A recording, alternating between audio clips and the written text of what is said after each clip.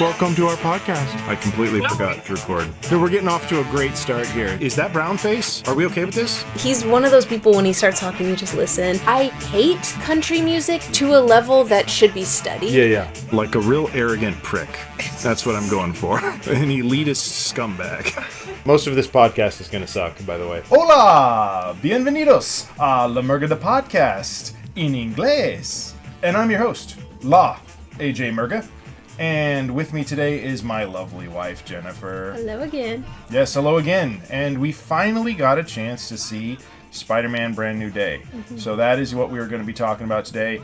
Talking about all kinds of Spider-Men and Spider-Mans. And then I figured, we'd probably rank these videos, or these movies, because there are so many good Spider-Man movies now. And this is just added to the collection of good Spider-Man. What was your first impressions and takeaways from seeing this one finally? Yeah, so I wasn't planning on seeing this one originally. I thought there was no way they were going to top...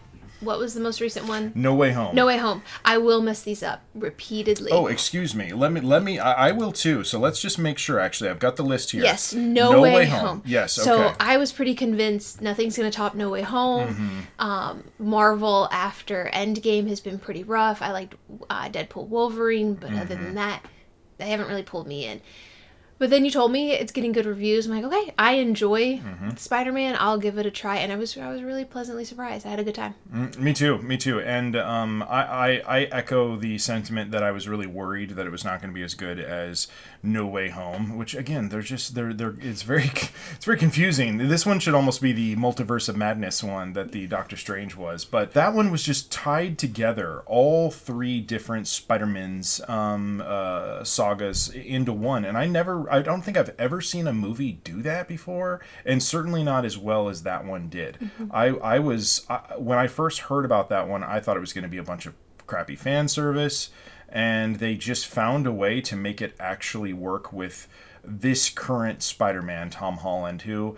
I mean, I think it's pretty safe to say at this point he's played him the most, and I think he's played him the best. Yeah. Don't you think? Yeah, no, he's the ultimate Spider-Man. He is. And this is including, like, all of the cartoons. This is including the video games, which this movie felt like we were in one of those video games. Yes. Which was a lot of fun. It kind of felt like like a little nod to the fans. Like, if you play the video games, you're going to kind of get that vibe right now. Yes, absolutely. There was a part specifically when he's swinging through and the pigeons get stuck to him, and that made me think of the little side missions where you have to go and catch all of the pigeons in the game, which was always frustrating because you would inevitably get down to like 2 or 3 pigeons left in the whole city, and you just could not find them, and they would always be just out of reach. For me, it was the tank scene. That's the one that felt the most like the video game, and it even felt like some of the this is the timed part of that one mission. Like, it really felt like the video game. Absolutely, and in a really good way. And I think one of the reasons why it does, in my opinion anyway, and I compared this earlier, I'm going to bring up this comparison again.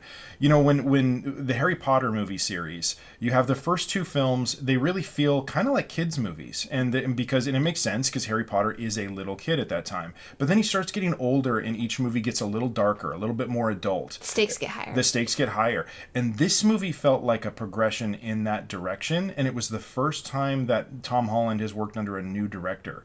John Watts had directed all the previous 3, including the really good one. And so this was a brand new director who had done mostly a handful of dramas, Just Mercy and Glass Castle, and some like almost like indie drama films. So was his first Marvel? Well, no, he had done Shang-Chi, and he's done the next Shang-Chi that's coming up that's not out yet. And I will say, I don't think you saw Shang-Chi. Not a great Marvel movie, but I would say a very good action film. The martial arts and the fighting was done very well, as you would hope. And this movie, I felt that. It was like all of the violence and the action kind of got this more adult, dramatic flair to it this time around.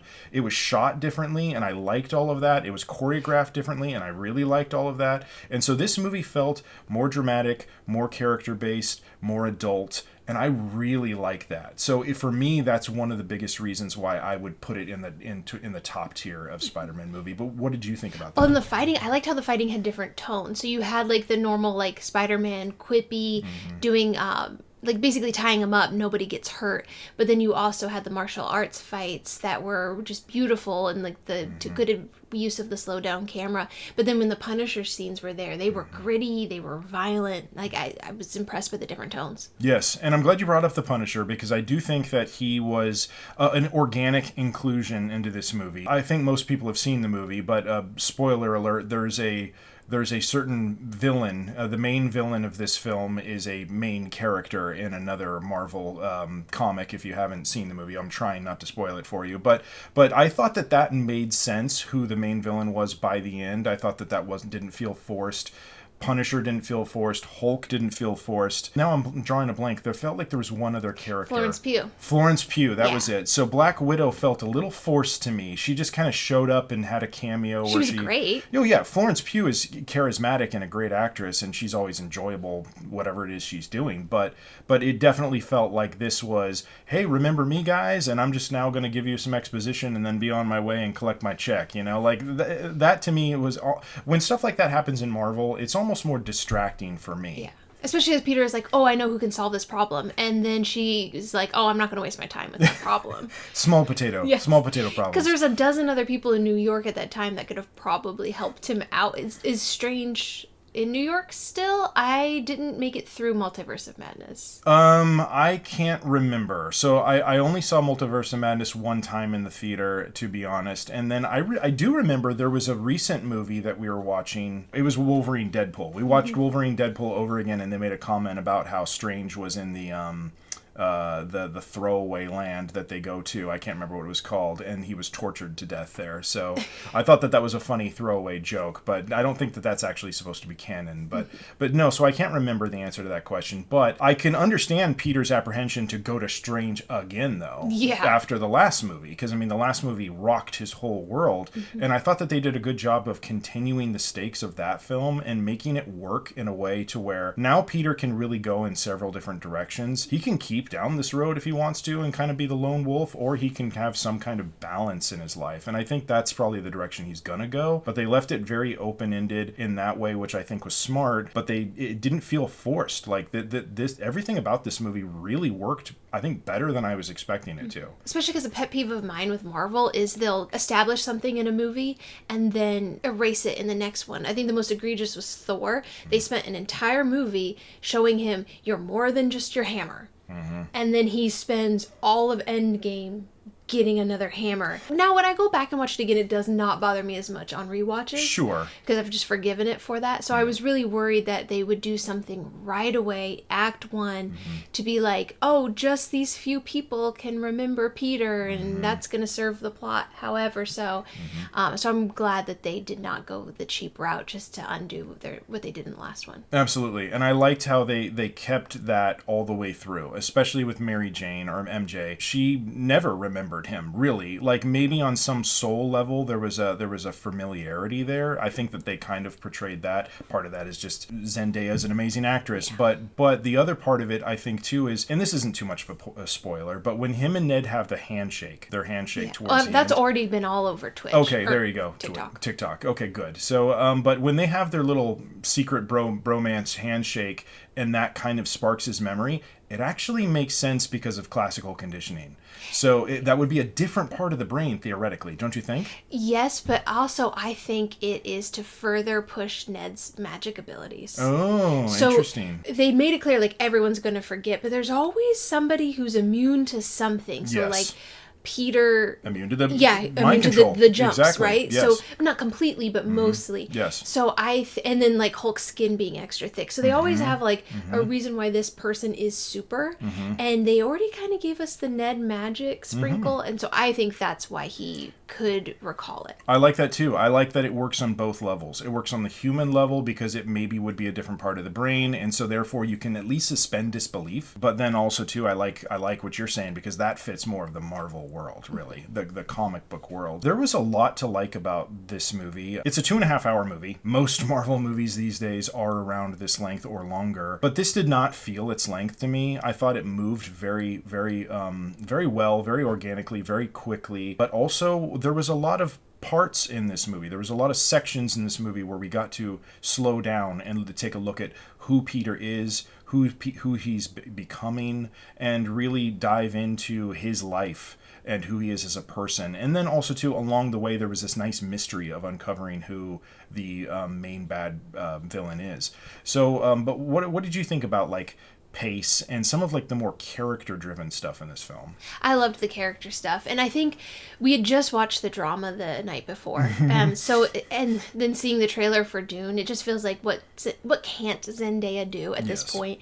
Nothing. And everybody on that cast was talented, but it just really, you could like feel the emotions that they were all experiencing. Yeah, I agree. And Zendaya, at this point, I should just join her fan club because she's made a fan out of me. I never really knew who she was or really cared, much for like the whole Disney kid thing. But like, it was very quick onto the scene where I was like, oh wow, this person's actually incredibly talented. And I do think she elevates these moments where it's like it could just be these easy comic book tropes where, oh, I can't remember you, but now also I'm under mind control, and she's like switching on a dime of who she either is or is supposed to be, and she just does it so seamlessly.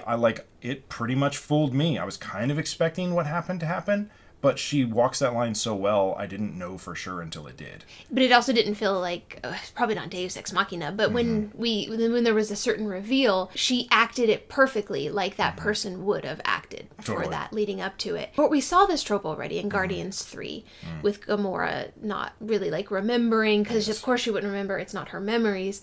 And I do like that even though this was kind of the same thing, it was done completely different, acted completely different. So I appreciated that. Since we're talking about Zendaya a little bit, there was a moment where she had to kiss somebody else in front of Tom Holland, her real husband. Did that make you kind of like laugh on the inside or cringe on the inside or anything? Because the thought crossed my mind, like, obviously they're all professional actors, and who knows if Tom Holland was actually even there when that scene happened, but they made it look like it was right in front of him. Whenever that kind of stuff happens in the movies, and I know it like maybe affects somebody in real life, I'm always kind of like watching a little extra closely to be like, this scene where he's supposed to be very upset by watching this kiss, is it actually really bothering him? Did you think of anything like that? Did anything like that come up? I didn't think of it there, but I do like that point because his character is supposed to be upset that another guy is kissing his girl, which is what is literally happening too. So though that they're actors and professional, if he leaned into that emotion, it actually makes the scene better for him. There's a ton of people who like to take these little clips, moments on red carpet and pretend like it means so much more than it does. And I remember seeing one for the Odyssey premiere, and Zendaya and Robert Pattinson were next to each other, and if you saw the drama, you could see why Tom Holland might be like, ooh, get away from my girl. And everyone's like, ooh, look at that, Tom must really hate Robert. And I'm like, guys, they're actors.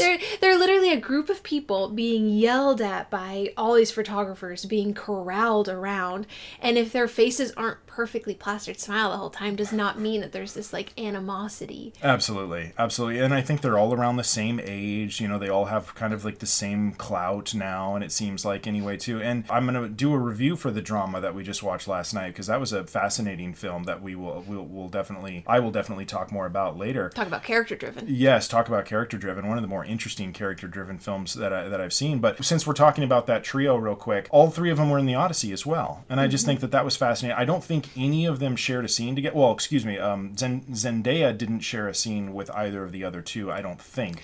She was technically in the same place at the same time, but they did not show them. Yes, there was no way they were all there creating that scene at the same time. So. Yeah. No, they might have been physically there, because if you're in relationships, you might be on set the same day, but I doubt their call sheet was the same. So what I'm getting at is I can imagine they're all friends, because especially Tom Holland and Pattinson, they worked together very closely on that movie. Well, and they're from the same island. Exactly. So it could be like a camaraderie there, too. Yes, absolutely. Maybe Zendaya's the third wheel.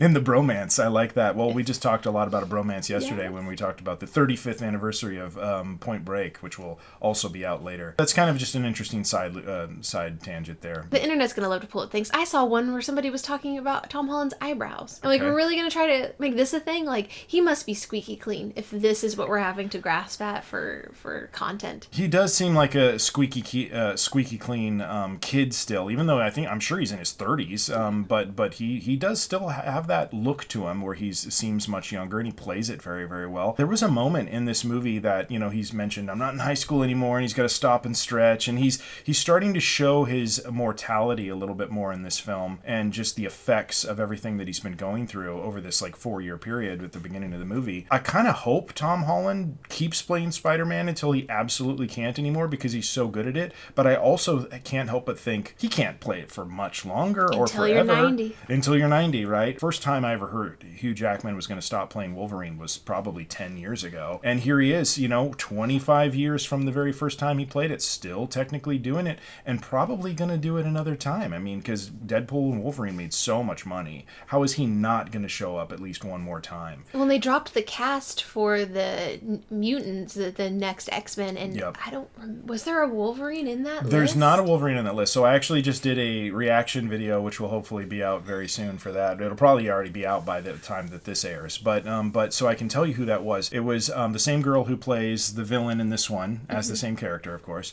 And then there was a bunch of people that were relatively unknown that I can't remember their names, because the girl who plays Storm is just from Broadway. She's never done anything other than Broadway, but she's done some amazing Broadway work. She played Juliet in Romeo and Juliet, so you don't get that role if you're not a great actress. But I'm psyched about Snow.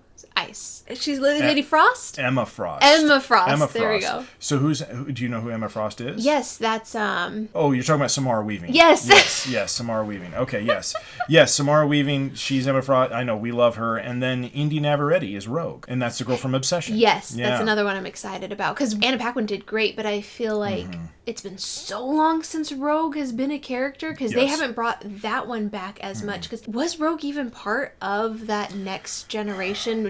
James McAvoy? Was Rogue there? No, I don't think she was, and I'm almost positive she wasn't. And I think the main reason why is it's hard to work around Rogue. If she's there, she's such a powerful character. She negates everything. She almost negates everything, because her power is so strong. And I mean, to absorb other people's power and essentially their life force, just by touching them, how do you deal with that? It's almost like Magneto. If there's anything metal around, you're kind of effed. I can understand why them just kind of taking Rogue out when they don't want to work around her. But one of the reasons why I'm so excited about Indy Navarrete playing Rogue is not only is it just a different take from what we have seen already with Anna Paquin, who's also an awesome actress.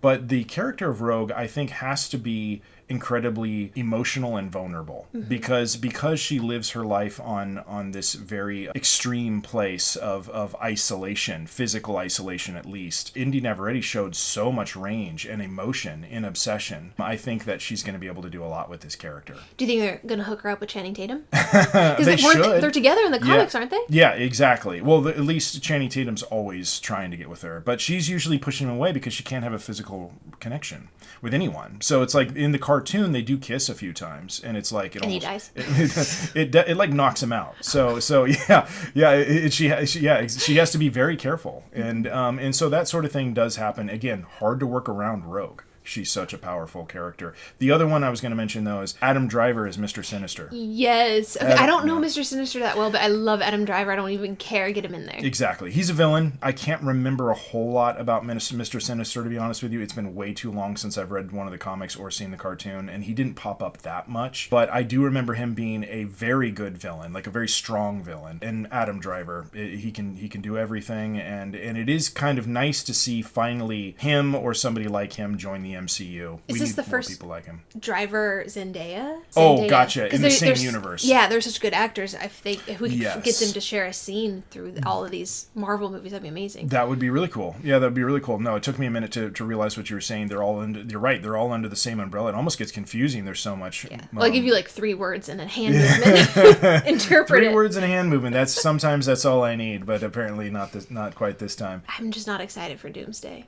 Not excited. Yeah, let's go down that rabbit rabbit hole a little bit. So, have you seen the trailer and all that? I have. I've Okay. seen both of the trailers that Okay, are out. fair enough. Hemsworth just dropped the other one on his TikTok. I want it to be good. Sure. I'm not rooting for it to be bad.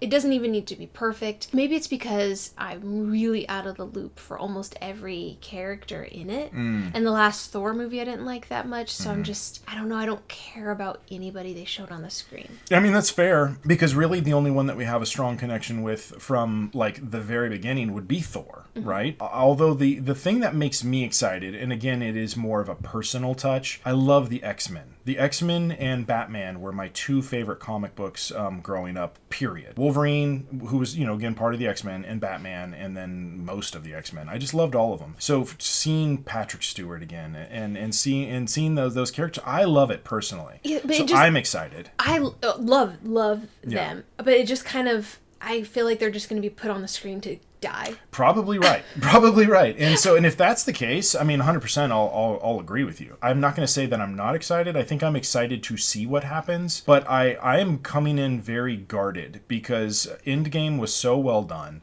I don't want to see that undone. I don't want to see the stakes get lower because all these dead characters are coming back to life in some magical way. Because they're part of a different universe. Yes. That's probably Captain America from universe so-and-so, whatever, not the Sacred Timeline. And what a cop-out, really. Like, you can get away with that sort of thing once, maybe twice. And I'm talking about in the whole series of MCU. But, I mean, I feel like they've already played that card way too many times. They did it with Wolverine, but I think it was forgivable because it was bringing it into the Marvel universe. Fair. Yeah, they did. You're right. They did it with Wolverine. And it did work for that movie. Part of it is the magic of Ryan Reynolds and this Deadpool character. I mean, he's found a way to do literally whatever he wants, and it works.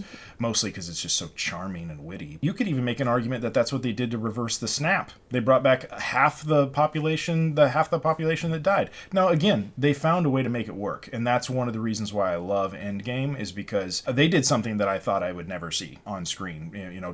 To culminate 26 movies or however many there were to lead up to that, And TV shows in such a brilliant way. I just don't think Marvel will ever be able to top themselves, which is why I'm apprehensive to see them try. Yeah. Although I at the same token, I tip my hat because they're willing to try. But are they willing to try because they love the material and they believe in it, or are they willing to try for money? Yeah. I almost wish they would have clean slated it. Like, we can do these big ensemble things again, but start over. Yes. They did it with Tom Holland's Spider-Man. Like, we had just had Andrew Garfield. Yep. And people were like, oh, already a new Spider-Man? But they made it work because they clean slated it. Yes, I agree. That's really what I've been wanting to see them do, and it seems like that's what they're going to do with the X-Men, because all of these new X-Men characters, who are like some of the core characters, we met Cyclops and Jean Grey and Storm and Rogue. So these are some major characters in the comic books, and they're all new cast, and they're young. They're all young people. I mean, Adam Driver is probably by far the oldest one, but he's playing a villain.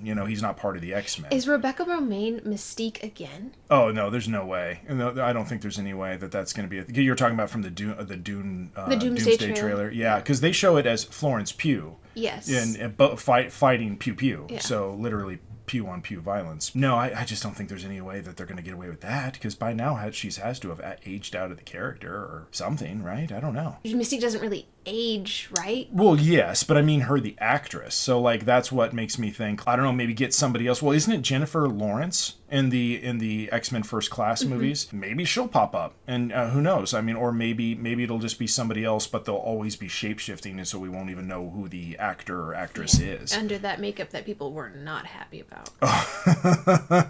Really? I don't. What are they saying online? They just didn't like it because they brought up a lot of what Rebecca Romijn looked like her makeup, and Jennifer Lawrence too was so intricate, so good. Yes. And it doesn't have to be the nudity. You don't have.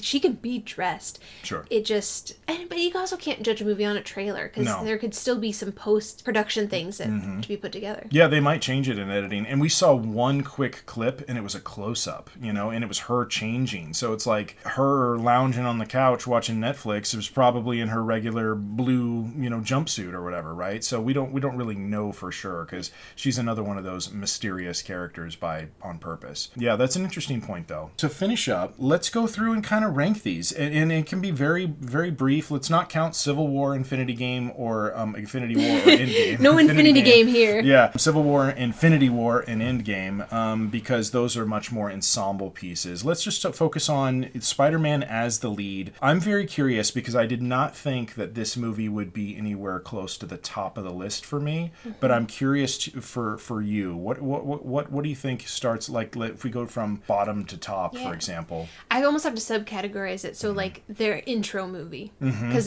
you gotta have the Get Bit by the Spider. Yes. The origin story. So, did we get a better Tom Holland origin or Tobey Maguire origin? I think, personally, we got a better Tobey Maguire origin story, but I might be a little biased because I'm of that era. I was pretty much in high school when the movie came out. Yeah, but I bet the villains too. I think that's what makes the difference. The villain in Tobey's, it was just more interesting. Absolutely, I think so too. And there was already more stakes, I think, in Tobey's movie. So, so you're going to put the original Spider-Man 1 above Homecoming. Yeah. And so, are we in agreement that Andrew Garfield's movies are kind of bottom? Yes, but it's not.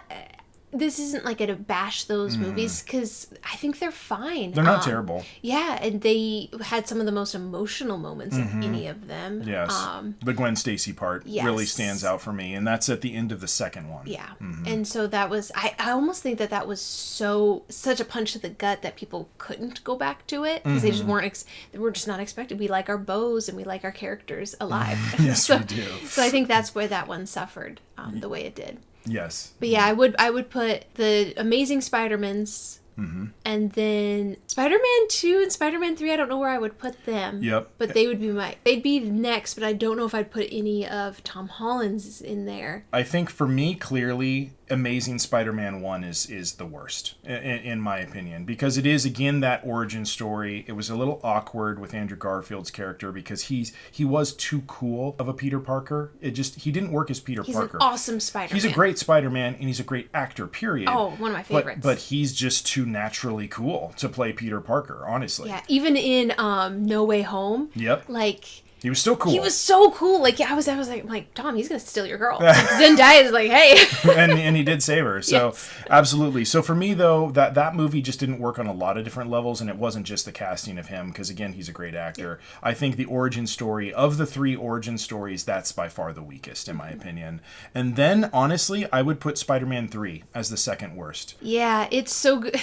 It's so goofy. Yes, there's so many goofy parts. Pizza time. Yeah, it's pizza time. Yeah, I know. And Tobey Maguire, that was when he was having some serious back problems. So like even like, you know, a lot of the physical acting with him and with his mask off, you know, he couldn't do much. Yeah. You know? Was that the Sandman one? It was the Sandman one. Yeah. Yep, it was the Sandman one. It was the Venom one. Yeah, which we've seen Venom. Oh, and yep. Spoiler.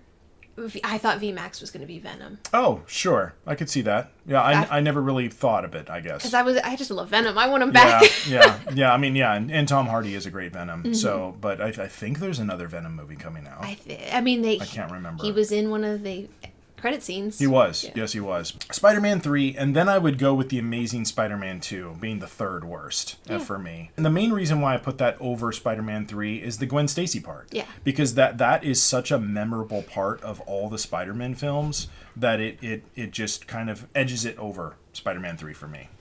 Edges you. Yeah. What do you think of that? No, I completely agree. The only thing is I'm finding some of the older Tom Holland Spider-Man movies forgettable. We were trying to watch them in order, and I completely forgot that Far From Home. Mm-hmm. Was it Far From Home? I got confused. Yes. On what happened in which one. I completely forgot about Gyllenhaal, which was crazy. Yes, Gyllenhaal is in the Far From Home one. That's the one where they're abroad. Mm-hmm. Which I did like that movie. Yeah, most of that movie worked really well. Jake Gyllenhaal is a great actor too. He's one of the only people I've ever seen to pull off an exposition scene that almost never ended. It felt like a 15-minute long exposition sequence, but it was really well done because he carried it so well. And the mental stuff was really interesting. Yes. I remember enjoying the movie, but I have no desire to watch it again. Yes, and here's what I'm going to say, like, spoiler alert, in my next 2 rankings are going to be Far From Home and then Homecoming. those are going to be fourth and fifth on the bottom for me. And the reason is because you're right. At the end of the day, when I try and think back on the memorable parts of those movies, they do kind of fade to the back. And it's because Mysterio, and being away from New York City, like that's kind of a little, it's kind of a little forgettable now. And because Queens is a character. Yeah, exactly. New York was very much a character in this movie. The whole ending credit sequence was nothing but a bunch of random New York clips. A little forgettable, and then Homecoming is a good movie. It's a good origin story, but it's not quite as good as the original origin story. And so these are good movies. I enjoy them while they're happening, but they're not emotional enough. They don't have high enough stakes. They don't work well enough in order for me to really like hold them in my heart and mind like I do the rest of these films. So then for me after that, it would be Spider-Man 1 and then Spider-Man 2. But you think Spider-Man 2 is better than Spider-Man 1? I do. And I will die on that hill. I think that is fair because Doc Ock is Spider-Man 2. Yes. Yeah, I love Willem Dafoe. Me too. So good. And he was so good in this newer one, the No Way Home. Yes. So good. But I think as far as use, because Spider-Man 1 had to do so much for the origin story. Yes. That it's almost like if we would have switched Doc Ock and put him there and Dafoe in the second one, which wouldn't have given the shamed Franco his time. Yeah, I feel like it could have even made it even that much better. Yep, you're kind of hitting on the two main reasons why I put 2 over 1, and it's not by a lot, but it is by a substantial amount enough in order for me to feel this way. And it's because 1 had to do so much work with the origin story, like you were saying, and we didn't have to do that with 2. 2 could just get started, and it had so much great action, and it flowed so well, and there's all these things that later on Spider-Man movies kind of deal with, like Peter's identity, the people closest to him getting hurt, and things like that. Spider-Man 2 was the first one to really cover those deeply. Which one had the kiss? The kiss is the first one. Okay. But it was just a pop culture moment. It's a pop culture moment, and a great moment too. But also too, the second one, him and Doc Ock work well together as friends. Like he is his mentor. They're essentially the same person. It's just things went poorly for Doc Ock. Yes, they are a team, and so when they turn into foes, adversaries, then all of a sudden it becomes again more emotional weight brought to the table of their battles and things like that, and more emotional weight when ultimately Doc Ock dies at the end and Peter kind of has to let him do it. Spoiler alert, right? But Willem Dafoe. So again, with the first one, a lot of setup had to happen, a lot of origin story had to take place, and that had nothing to do with Willem Dafoe for the most part. And then when Willem Dafoe's role over Peter was best friend's dad, and yes, he was a bit of a mentor because he was going to give him an internship and things like that. And a bit of a scientist. Right, a bit of a scientist. But the mentorship was very much a surface level thing, and it was very much towards the end or the middle of the movie. It's giving your kid's friend a job. Yes, whereas right from the beginning, in the second one, we are building the relationship and the rapport between Spider-Man and Doc Ock. And so I think that movie works on so many different levels, and just in any way a movie really should. For me, I hold that one very highly. But then after that, I've got to go with a whole nother tier up, in my opinion, is Far From Home No Way Home and Brand New Day. And I think I still like No Way Home a little better. Yeah, it's not a huge difference. It's not, But I just feel like my emotions went broader. So though this one was very emotional, the Brand New Day, I didn't go through as many extremes. Yes. I would have to keep looking because there's titles. Fine, please, In No Way Home, we were laughing, we were concerned, we were sad, we were thrilled. Like there was even scary moments. The part when they're in Happy's apartment and he gets his Spidey sense, but there's no actual imminent attack happening. That was actually scary. Yeah, I'm glad you brought that up, because the scary moments, the creepy moments that happen in the original Spider-Man trilogy that Sam Raimi brings to the table, right, from Evil Dead. Horror legend Sam Raimi. I mean, still making good horror movies, honestly. But he brings these little touches in the first 3 movies that the rest of the series does not have because of his horror background. But if you notice, in the parts where it's Doc Ock, or it's Green Goblin, or it's Tobey Maguire, there are a couple of little moments where there are this like creepy like factor, and really Willem Dafoe brings it all by himself. But there's these little flair touches where it's like, oh, that reminds me of the original trilogy. That to me right there was something Sam Raimi would have done, and that's another reason why I think No Way Home just works so well. Is it culminated 7 movies, 8 movies if you count the movie that it was currently in. It brought all of those movies together. Had to bring Strange in all of that universe. Yeah, and still working within the whole MCU, and then setting up Brand New Day very, very well. Like, if you take that movie out of this series, I feel like the series really kind of falls apart in a way. Oh, yeah. If it wasn't for No Way Home, I would not have seen Brand New Day. Yeah, same. If it was just Far From Home to Brand New Day. Got it right. Yeah, good job, good job. I agree. So for me, it's like they did a little bit more impressive work with, all the different characters and all the different storylines and bringing everything together. Again, kind of like Endgame, to be this huge culmination of multiple different storylines over decades, quite frankly. And I just thought that was incredibly impressive. That's an incredibly impressive feat that we very rarely see on film, and Marvel has found a way to do it twice in recent succession. But that should not take away from how great Brand New Day was. I was really, really impressed that for me, it's just under No Way Home. And it's not like it's any worse because of how good No Way Home is. It's still fantastic. Absolutely. And I would rewatch it. Oh, 100%. I mean, really all of these movies, other than maybe the Andrew Garfield ones. I know, poor Andrew Garfield. I like him very much. I'm going to go see The Uprising, though. That looks great. Oh, and Under the Banner of Heaven is one of the best shows I've ever seen. Is it Under the Banner of Heaven? Something like that? I don't know. Yeah, no, that is a really good show. He plays a detective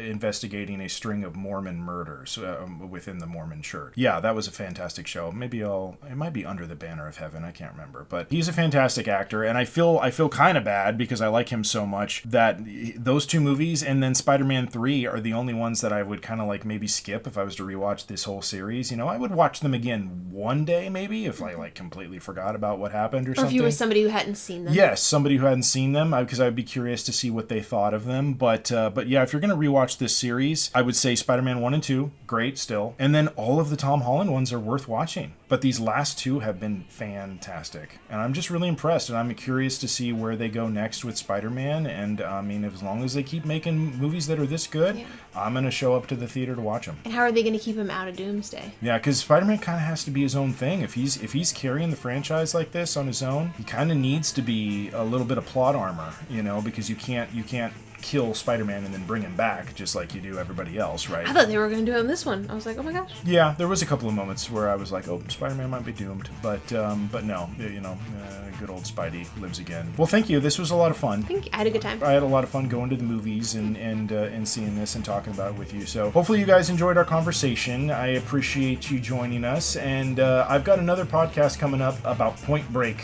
So check that one out on the next Murga podcast. Thanks for joining us. Bye. Bye. Good episode, right? I don't think anything could have gone smoother. This was a picture-perfect podcast episode. Everyone will say so in the comments below, I'm sure. Well, don't you love it when the memory card fills up right when you're about to sign off? It knew. It was tired of us. It knew. We've talked for way too long.